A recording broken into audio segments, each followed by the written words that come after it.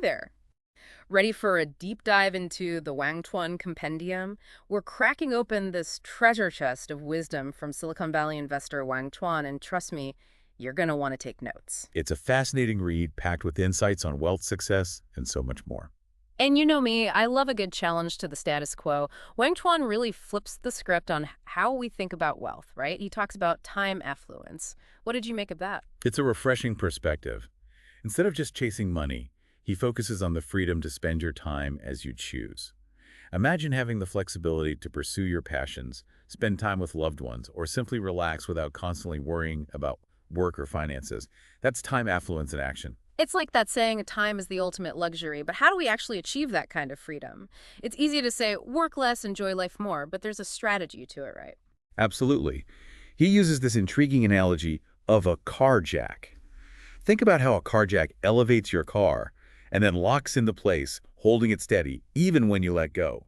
Wang Chuan argues that building a successful career is similar. It's about creating systems and structures that provide stability and generate income, even when you're not actively working on them. So it's about working smarter, not necessarily harder, and building something that has that self-locking mechanism. It reminds me of the passive income concept, but maybe with a deeper focus on long-term sustainability. Exactly. It's about building assets that work for you, rather than constantly trading your time for money. This ties into his Wang Chuan framework, where he emphasizes that problem-solving is the core task in life. And making money, that's just one problem to solve, often not even the most important one. Okay, so I have to ask, how does this framework actually play out in the real world? Give me an example. He talks about the fascinating example of the Yap Islanders and their stone money. Have you heard of this? Giant stone discs, right? It sounds like something out of Indiana Jones. Right. They were huge, some weighing tons. What's incredible is that the Yap Islanders considered these stones incredibly valuable, even though they were too large to move easily. They based the value not on physical possession, but on the communal agreement of ownership. Wait, so they weren't creating the stones themselves, but the idea of ownership? That's wild. Exactly. It challenged our whole concept of wealth. It wasn't about what you could hold in your hand, but the value you created and the agreements you made within your community. Wang Chuan uses this example to illustrate how our own perceptions of wealth might be limited by our current ways of thinking. It's like he's saying, what if we're thinking about wealth all wrong? What if there are entirely different systems and values we haven't even considered? That's the beauty of his perspective. It encourages you to question assumptions and explore alternative models for success. It's like we're trying to redefine the game instead of just playing by the old rules. And speaking of shaking things up, Wang Chuan dives into a major business showdown in the book Amazon versus Walmart.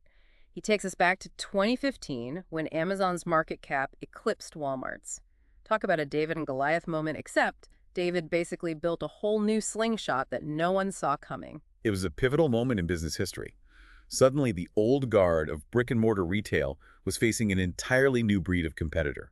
Wang Chuan uses this example to highlight the importance of adaptability and recognizing opportunities in unexpected places. Because back then, Amazon was still seen as just an online bookstore to a lot of people, right? Exactly.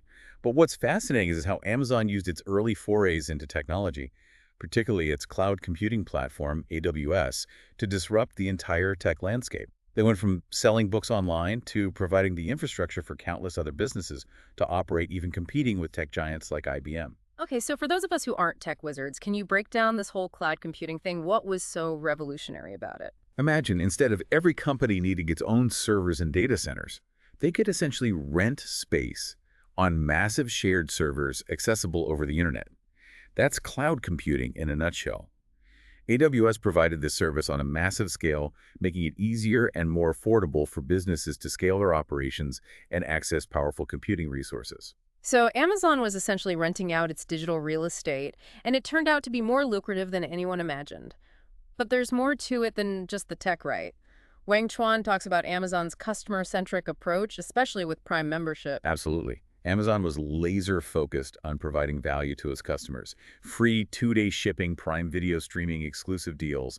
It was a complete package that fundamentally changed the way people shopped online. And let's be honest, once you go Prime, it's hard to go back. But how did this play into the whole Amazon-Walmart battle? By prioritizing customer loyalty and convenience, Amazon created a powerful engine for growth. As Prime members grew, so did Amazon's revenue and influence.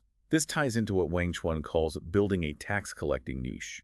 Okay, I'm intrigued. Break it down for me. What's a tax collecting niche, and how did Amazon create one? It's about creating an ecosystem that others rely upon becoming so integral that you're essentially indispensable. Think of it like this. Microsoft, with its Windows operating system, created a tax-collecting niche in the PC market. Almost everyone had to use their software. So they became the default, the go-to, and that gave them immense leverage. Precisely. And Wang Chuan argues that Amazon achieved something similar with AWS. They created a service that was so essential, so deeply integrated into the fabric of the internet, that it gave them unparalleled reach and influence. It's like they were playing a different game altogether, one where they were writing the rules. And they weren't afraid to play aggressively. Wang Chuan illustrates this with the story of Amazon acquiring Quidsi, the parent company of diapers.com. Oh, I remember reading about that. Didn't Walmart want to buy them too? They did. Walmart was in talks to acquire Quidsi, but they hesitated on the price. Amazon saw an opportunity. And I'm guessing they didn't just politely outbid Walmart. Not quite. Wang Chuan details how Amazon, in a strategic power play, drastically slashed prices on diapers, even willing to lose money in the short term. It was a bold move, sacrificing immediate profits for a strategic advantage. Exactly. They understood that Walmart, with its focus on physical stores and thin margins, couldn't compete with that level of digital aggression. Right. Ultimately, Quidsi had no choice but to accept Amazon's offer. It's a fascinating, if slightly ruthless, example of how a company can leverage its dominance in one area to gain a foothold in another. And it highlights Wang Chuan's point that in a rapidly changing world, adaptability and a willingness to disrupt conventional thinking are essential for survival, let alone success. Okay, buckle up, because we're heading into the future now, and Wang Chuan does not hold back. He compares the rise of AI, especially these large language models like ChatGPT, to the invention of the printing press, even fire. It feels like we're standing on the edge of something massive. What are your thoughts on this comparison? It's bold, but I think he's onto something. Think about the impact the printing press had. The democratization of knowledge, the explosion of literacy, the birth of new ideas and movements. Wang Chuan believes AI has that same potential to fundamentally reshape how we live, work, and even think. It's like we're handing the keys to the kingdom of knowledge to these AI systems, and they're figuring out how to drive in ways we're just beginning to understand. Wang Chuan specifically highlights the emergent abilities of these models. What does he mean by that? It's the idea that as these models process more data and become more complex, they develop capabilities that go beyond their initial programming. They start to demonstrate skills or insights that weren't explicitly taught to them, almost like they're learning and adapting on their own. So it's not just that they're good at following instructions, they're actually starting to think for themselves in a way. In a way, yes. And that's both exciting and a little unnerving. Wang Chuan argues that understanding these emergent abilities will be crucial for harnessing the full potential of AI. He draws a fascinating parallel between the human brain and the technology powering AI. Okay, I'm all ears. Tell me more about this brain-AI connection. Well, Wang Chuan talks about the role of massive parallel computing in AI's evolution. He explains that the human brain processes visual information with incredible speed and efficiency because it does so in parallel. Millions of neurons firing simultaneously. Similarly, modern GPUs, with their ability to perform trillions of calculations per second, are enabling AI to process information in a more brain-like way. So we're essentially building machines that can think visually, just like we do. It's a simplification, but essentially yes. And just like the evolution of vision gave animals a survival advantage, mastering AI could be crucial for navigating the future. So where does that leave us? How do we thrive in a world where AI is becoming this powerful force? That's the million-dollar question. Wang Chuan argues that trying to compete with AI in areas like raw computational power might be a losing battle. So what's the alternative? Do we just surrender to our robot overlords? Not quite. Remember the tax-collecting niche concept. Wang Chuan believes the key is to identify and cultivate our own unique niches where human ingenuity and creativity can still thrive, even alongside AI. So finding those spaces where we bring something unique to the table that AI can't replicate. Exactly. He even suggests focusing on areas like health and longevity. Imagine a future where AI helps us live longer, healthier lives, giving us more time to adapt, learn, and contribute to this ever-evolving world. It's an interesting thought. Instead of fearing AI, maybe we should view it as a tool to expand our own capabilities and create a future full of possibilities. That's the spirit. Of course, there's still many unknowns. As Wang Chuan leaves us to ponder, in this age of AI, how do we best prepare for a future that's more uncertain than ever?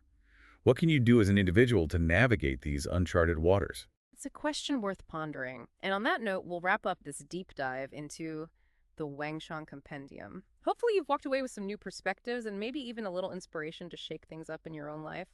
Until next time, keep exploring, stay curious.